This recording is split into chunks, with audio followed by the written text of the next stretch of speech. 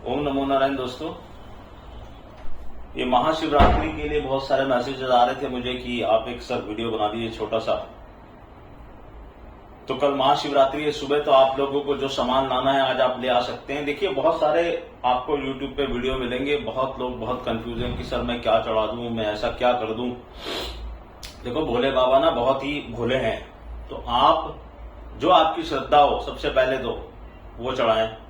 बाकी आपको पता ही है, मैं हमेशा कहता हूं कि गन्ने का रस, अनार का रस, शहद, घी, कच्चा दूध और जल तो है ही है, ये सब आपको चढ़ाना चाहिए भोले बाबा के ऊपर आराम से ओम नमः शिवाय बोलते हुए। और अगर आप कोई मनोकामना करना चाहते हैं तो आपको एक नई चीज बताता हूं। आप ओम मत बोलो, आप शिवाय नमः बोलो। शिवाय नमः सिंपल मंत्र, ओम नमः शिवाय मत बोलो, शिवाय नमः बोलो और फिर चढ़ाओ।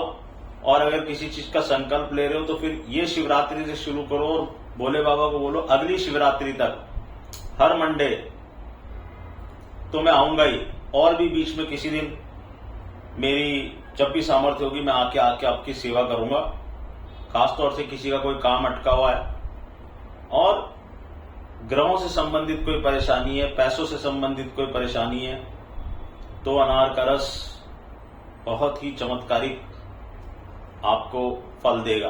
कई लोग शनि के प्रकोप से बचने के लिए उस पर काले तिल भी चढ़ाते हैं, तो काले सफेद तिल थोड़े से आप चढ़ा सकते हो, धतूरा चढ़ा सकते हो, बिल्व पत्र चढ़ा सकते हो। बिल्व पत्र चढ़ाना तो इस तरह का चढ़ाना जो कटा पिटा ना हो, और धतूरा चढ़ाना तो इस चीज का ध्यान रखना कि धतूरे का जो ऊपर का पार्ट होता है, जो डंडी होती है, वो सामने की तरफ हो। मतलब आप जैसे बैठे हैं आपके सामने वो डंडी नहीं होनी चाहिए, सामने की तरफ होनी चाहिए, आपसे अपोजिट। मंदिर में शिवलिंग के मतलब पीछे, शिव जी के पीछे नॉर्मली पार्वती जी होती हैं, वहां उनकी तरफ उसको डंडी करके आप धतूरा चढ़ा दें।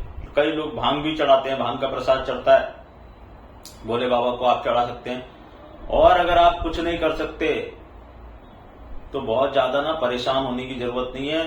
सिंपल पानी में दूध मिला लो, उसको फेंट लो अच्छे से। मीठा करना चाहते हो मीठा कर लो, शहद डाल के, बूरा डाल के, और कच्ची लस्सी बना के बोलो भोले बाबा। अगर आप रियल में सामर्थ्यवान नहीं है और नहीं कुछ अफोर्ड कर पा रहे बहुत ज्यादा चीजें, तो ये आप कर सकते हैं। मगर अगर आप अफोर्ड कर सकते हो तो ये जो 4-5 चीजें मैंने बताई है, भांग, धतूरा, गन्ने का रस, अनार का रस, लेकिन ये गन्ने और अनार का रस शुद्ध होना चाहिए। इसमें कोई भी तरह का न मीठा न नमक, कुछ भी ऐसा मिलाना नहीं है, मसाला वगैरह। अगर आप बाहर से निकलवा रहे तो साफ सुथरा करके निकलवाइए और फिर चढ़ाइए भोले बाबा के ऊपर नमः शिवाय, नमः शिवाय, ऐसे करके चढ़ाइए और बोलिए भोले बाबा से कि मुझे ये दिक्कत है, कर दो मेरी दिक्कत दूर। जिन लोगों को विवाह में दिक्कत आ रही है, जिन लड़कियों को विवाह में दिक्कत आ रही है, तो ये बहुत बढ़िया मौका है ये काम शुरू करने का। पार्वती जी को सुहाग की सामग्री अर्पित करें कल ही, और भोले बाबा को ये करके और संकल्प ले लो कि प्रभु मेरा ये काम कराओ, मैं आपकी सेवा करूंगी। फिर मंडे टू मंडे करते जाओ, तो जितना करे उतना कम है। और ओम नमः शिवाय की माला जितनी आप जब कर सकते हैं घर में बैठ के, अगर आप मंदिर नहीं जा पा रहे तो फिर वो कीजिए। एक चीज मैं क्लियर कर दूं कि कई लोग मुझे पूछ चुके हैं, पहले भी मैं बता चुका हूं कि घर में अगर आपने कोई शिवलिंग रखा हुआ है ना, तो I am very sorry to say, लेकिन उसका ना कोई महत्व नहीं है, क्योंकि शिवलिंग मंदिर में होना चाहिए, उस पर अनवरत धारा चलनी चाहिए, वही शिवलिंग मान्य होता है। दूसरी चीज ये ध्यान रखिएगा कि 12 बजे के बाद शिवलिंग के ऊपर कुछ चढ़ाते नहीं हैं। कई मंदिरों में चढ़ाने देते हैं, वो गलत है।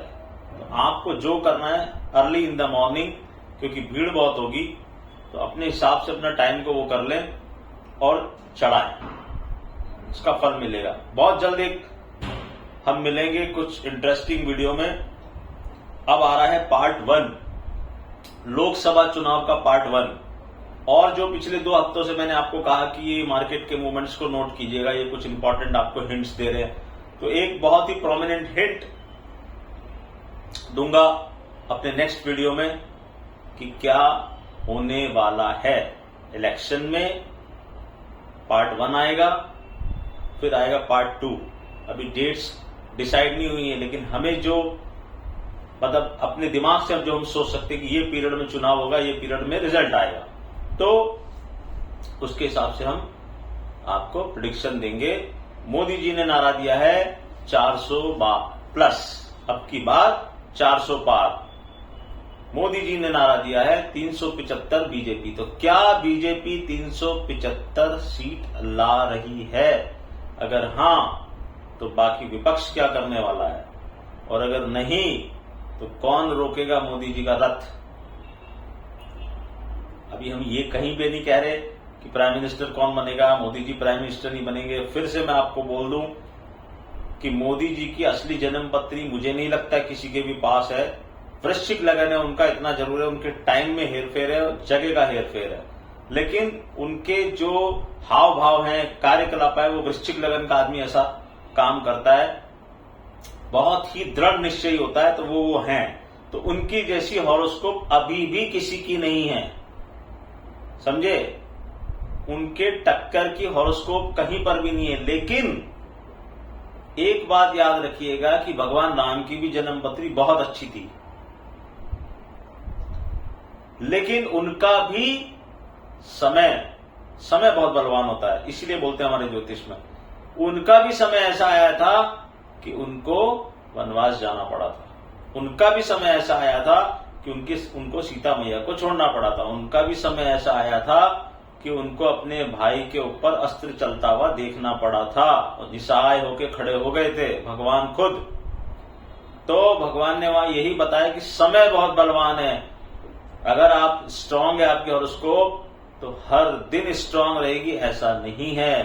तो कहां लूप होल है उस बारे में बात करेंगे। नमस्कार।